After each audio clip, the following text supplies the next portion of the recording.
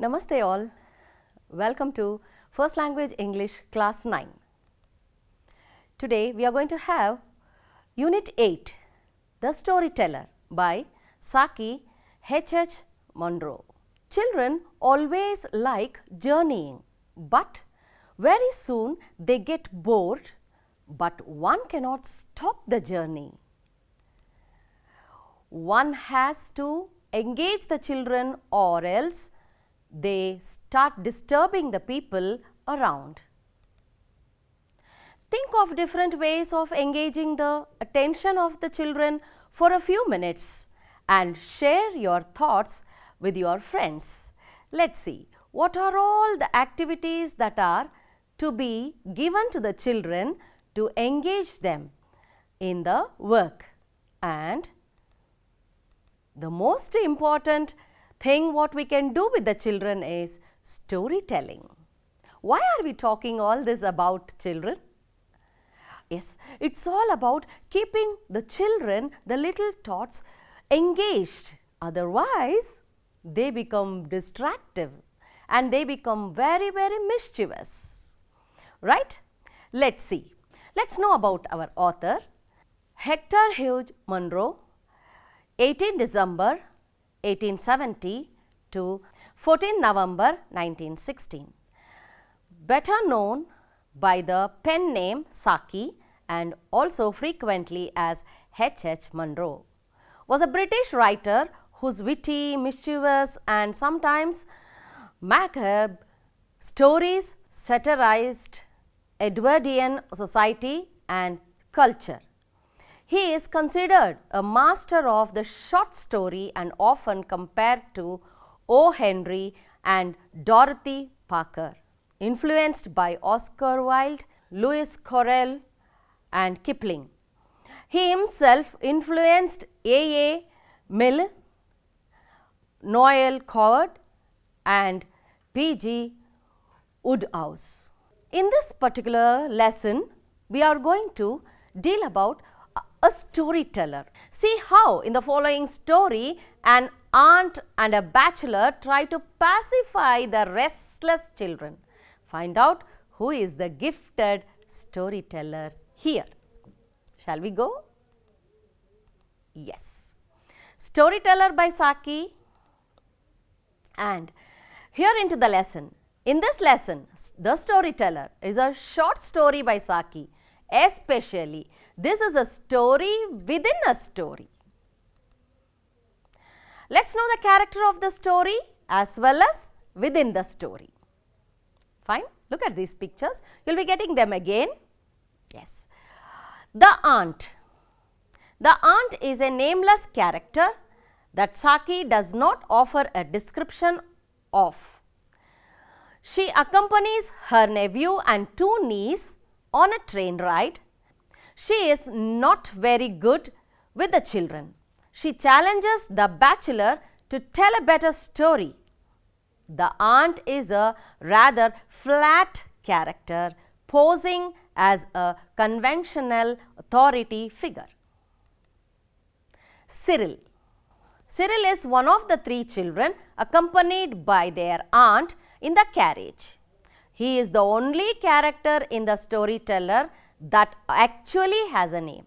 Cyril is the one who keeps annoying his aunt with questions that she finds hard to answer, which then leads her to tell the boring story. The small girl.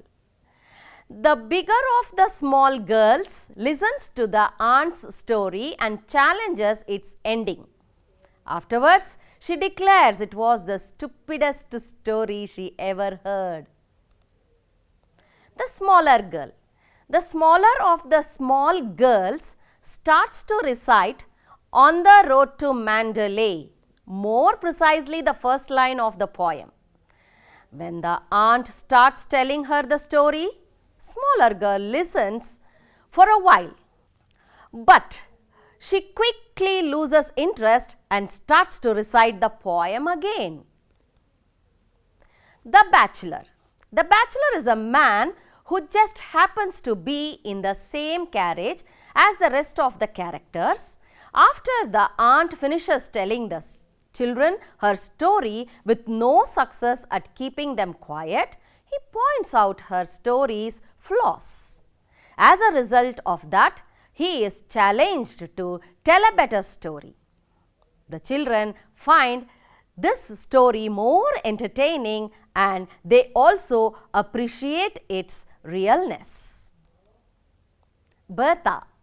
Bertha is a character in the story within the story, told by the bachelor. She is a horribly good girl who receives 3 medals for her goodness. Bertha is a stereotypical good girl, but she is the only character that undergoes development throughout the story. Now children, let's see how the lesson begins. We are only going to see the summary of this lesson, and the other part of the story within the story is going to come to you as a video. Shall we start the summary? One hot day, a woman travels in the train with 3 children, her 2 nieces and nephew. A man is also in the train car. The children are notorious, and though the woman tries to control them, they refuse to sit still and quiet down. The children are especially fond of asking questions beginning with why.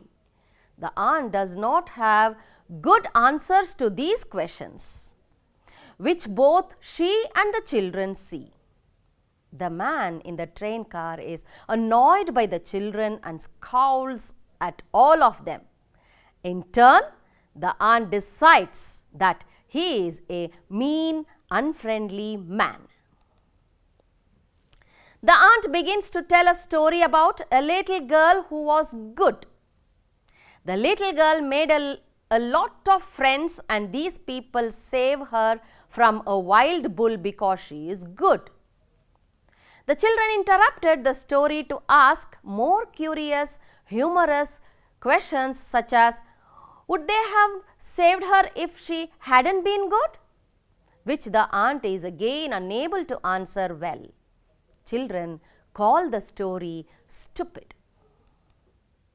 Suddenly, the man speaks, saying to the aunt, you don't seem to be a very good storyteller. The aunt tells him that it is hard to tell a story for children, and he sets out to prove her wrong by telling a story of his own. Children, let us watch a video where children listening to a story and how they distract the storyteller. And let's find from the video how the storyteller was successful in telling the story. The same story which we are having in this lesson, we will be watching in a video form. Okay. Shall we listen to a story of a very good girl? Her name was Bertha, and she was extraordinarily good. Okay. She got 3 medals. One was, all the 3 medals she had put in a dress. Copper medal. Yes. Copper. Oh, Gold. yes. Silver. All the 3 she had put. And everybody in her country liked her so much. She was so She'll good, be very beautiful. but not as pretty as you children are. Yes. Okay. Now, She was little. let us just continue the story. Okay. She was so good that the prince of the country called her to walk in his Why walk she in need to his call her park. To walk in his park. There were pigs in the park. pigs? Yes. Why there was no ships? Why there was no sheep means queen got a dream that the prince will be killed by the sheep and the clock.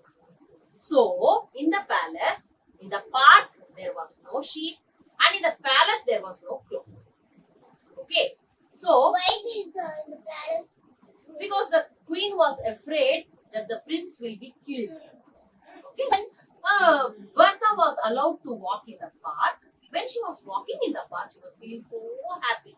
She was feeling, oh, because I am good, I am allowed to walk in the park. And when she was walking happily in the park, the medals in her dress was Shaking. Yeah, shaking, and was making a beautiful cling, cling, cling sound. And suddenly there was a growling sound. Okay. Yes, yes. It was wolf. Yes. Do you know why wolf came in the park? There were many pigs in the park. That she will eat the hungry. Yes. Wolf was hungry. Wolf was so hungry, He wanted to kill the fat pig. fat pig. Okay. But when he came inside the park, who did he see in the park walking? Bertha. He saw Bertha walking in the park. The wolf saw Bertha and it went and attacked Bertha. When he went and attacked Bertha, Bertha ran and hid near the bush. When Bertha ran and Bush hid, means? small bushy plants. And she hid near the bush. And the wolf saw. He did not find Bertha. Then he thought, oh, Bertha, she ran away, and he turned away and was about to walk away. But suddenly what happened? There was a sound. What was the sound? The medal. Medal sound. And what happened to the wolf? What happened? Listening to the sound, he again returned. And what happened? Attacked Bertha again. But she did not run this time. She couldn't run this time. The wolf. She cannot run. She Her energy full went away. Then the wolf attacked Bertha and he ate away Bertha. The left one was her medals and her pieces of cloth. Her pieces of dress pieces were fallen down. And the wolf, being good, is also sometimes bad, isn't it? Because she was good, she was made to walk in the park. We should not be so good. It is bit bad.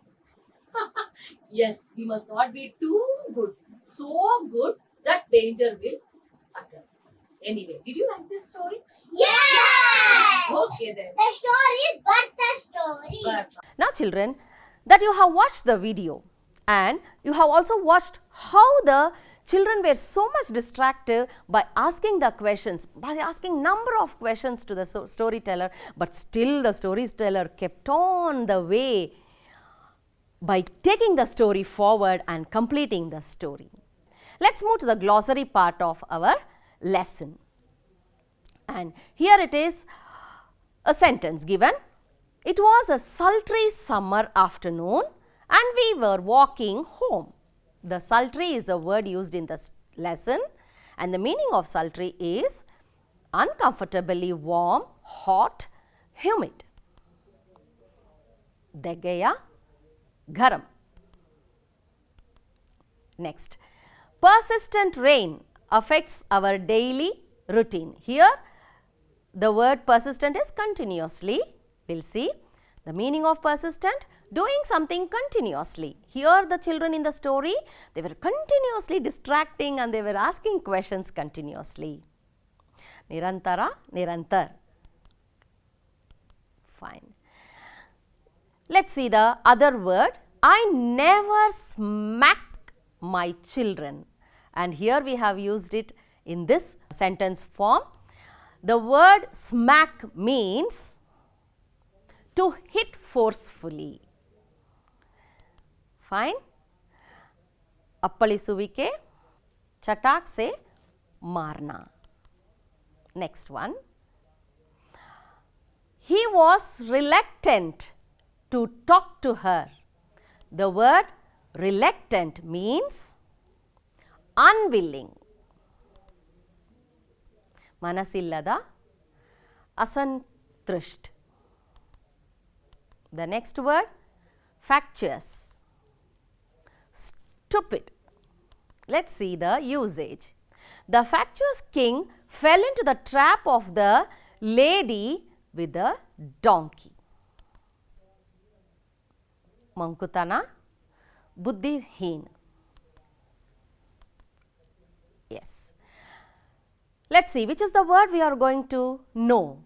The germ frowned its face when it could not enter the body. Imagine germ frowning the face, the meaning of frown. It is facial expression showing a kind of shrinking of the face. More muri, bhum. John had wagered his school bag that the school will never open. Then what is this? Keeping the school bag? Let's see the meaning of wager. It is bet. Bhaji kattu, bazi. She was moody and petulant. The picture itself shows the emotion of this particular girl. Let's see the meaning of petulant. Ill-tempered. Sidimidigolluva, chidchidapan. Ishika grinned when she saw her surprise gift. What is the meaning of the word grin? To smile widely. Yes, here hallu bidu. When we are surprised, we show all our teeth and give a broad smile. Dant dikhate hue muskana. Yes, the next one, pinafore. Let's see. Here the girl of this story within the story, Bertha, used the pinafore. Loose garments without sleeves worn over clothes to keep them clean. Let's see here. The picture shows pinafores are worn. Usually we call it as apron also while washing and doing some kitchen work. Fine. The goat kid leaps and bounds in the field. What's the meaning of leaps and bounds? Very quickly, jumping quickly, leaping and bounding. Fine. The shrubbery were spread in the field far away. You could see here the plants are not tall, they are very short to the ground level. So, let us see the meaning of shrubbery. It is undergrowth, small plants which never grow tall. Okay. Here is something, rabbit sniffs and finds out its food. What is the meaning of sniff out? It is recognizing or recognized by smell. Vasane hidiyuvudu and sudkhar pata lagana. Let's see here. One of the zebras is dissentient among the striped ones. Could you see the zebra? One is completely different. So, what is the meaning of dissentient? It is different. Yes. Bhinna abhipraya. Here it is Bhinna abhipraya. Bhinna mataka. Well, Manasa's friend undermined her idea about annual day celebration. Let us see the meaning of undermined. It is damaged. Yes, it is durbalagolisidha. Next is nashtakarna. V3, that is vocabulary 3. Write the synonyms and antonyms for the following words. Synonym is same in meaning, antonym is opposite in meaning. Let us see. Some of the words are given in our text, few words we will look into it with some illustrations. Calm, synonym peaceful or quiet, antonym stressed or stormy. Ignore, synonym neglect, unnotice, antonym recognize or notice. Next, gentle, synonym kind, polite, antonym cruel, rude. Curious, synonym of curious, puzzling, strange, opposite ordinary, common. Humble, meek, mild, antonym arrogant, proud. pleasant. The meaning, nice, jolly. The opposite, awful, offensive.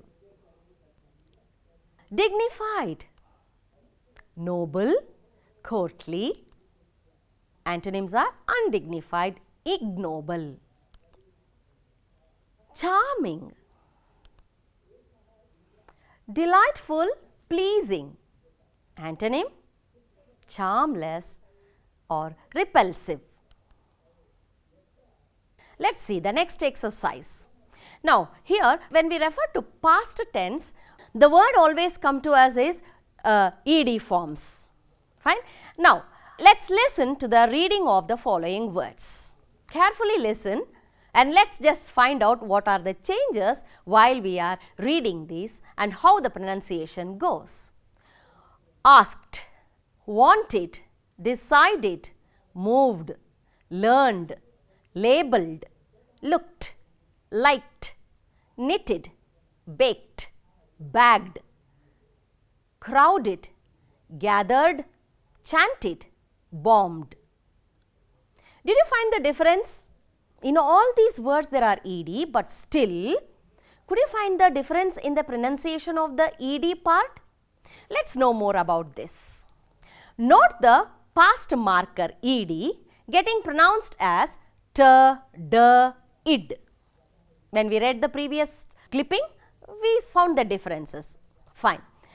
Let's see here. What are these ed forms of action words or verbs known as? These are regular verbs. Regular verbs are verbs that follow the same change, that is ed in the past and in the participle, with few rules to be remembered. Let's see few examples. We have present, past and participle. We will see one word, one action word or the verb. Let's see. Here walk, walked, walked. Fine. We usually use them in this form like V1, V2, V3. If you are in practice of that, you can keep in mind in the same way. Otherwise, present, past, participle. Let's have this. Are there any change here? Walk, walked, walked. We have added ed in the past form or as well in the participle form. Have we found any changes in walked spelling? Now, let's see the next word. Dance. Danced, danced. Now, look at the spelling here. Dance ends with E. In the next past tense, D is added. Yes, when E is already present there, we need to only add D. Let's move to the next one. Carry. Carried, carried. Y is changed to I and ed is added. Whenever the word ends with Y preceded by a consonant, like for example, C-A-R-R-Y, R is a consonant and Y ends there, and it takes ed only when Y is changed to I. That is why the spelling is C-A-R-R-I-E-D, carried. So, here there is a spelling change also, we need to look into that. That is what we were telling about rules to be remembered. Fine. And the exemption here while ending in Y, play, P-L-A-Y, play. Here Y will not change to I because there is a vowel before Y. So, make a note of these small mnemonics for us to remember the spellings, some of the prefixes, suffixes, plurals, comparative degrees, superlative degrees. We need to keep these mnemonics in mind. Fine. Plan, planned, planned. Here also we are adding ed. N is doubled. Why N is doubled? Look at the root word, present tense form, plan, P-L-A-N, plan. There the word ends with a vowel and a consonant. Then the last consonant will be doubled when it is taking the past tense and participle. For example, clap, C-L-A-P. A is a vowel, P is a consonant. So, the vowel, one single vowel and the consonant it ends with, and there P is doubled. Fine. But whereas when we say cool, C-O-O-L, cool. Here 2 vowels are there, 1 consonant is there. So, there will not be any doubling of letters here. Bear this in mind, children, whenever you see certain words like this with the past forms, just recall, more way of remembering the spellings. Now, write the words in the appropriate columns given below with the t, asked, d, moved, id, chanted. Fine. Let us see. T, d, id. Let us see one by one. Quickly we will read it out. Asked, looked, liked, baked. The ed is pronounced as t. Here.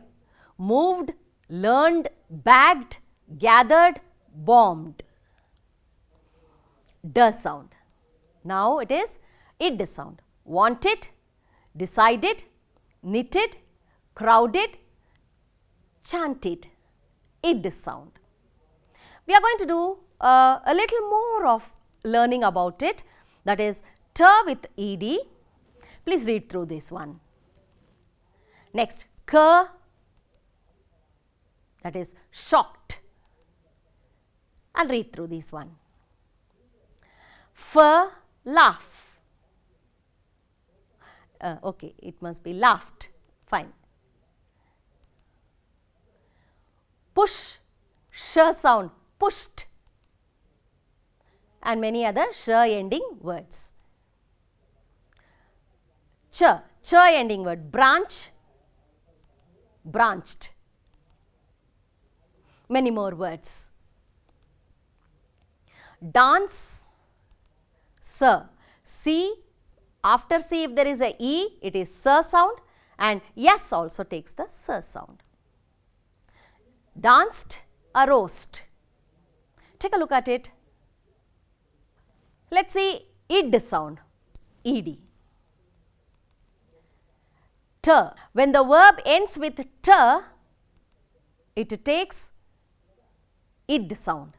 Voted, wanted, tempted, unexpected. When the verb ends with d sound and takes ed form, then it is pronounced as id. Demanded, provided, awarded, wedded. Leaving those 6 plus 2, 8 sounds, all others takes the ed form, they are pronounced as d sound. Well, children, these are the words. Now, you could just slowly go through these. You have many examples, and your teachers also will help you do this one, and we could learn how ed in their past tense they take the pronunciation of t, d and id. Now, children, listening to the video story, you will be filling or answering these questions. They are in your textbook as well. Please open it and put a tick over which question is asked for your home assignment. Yes.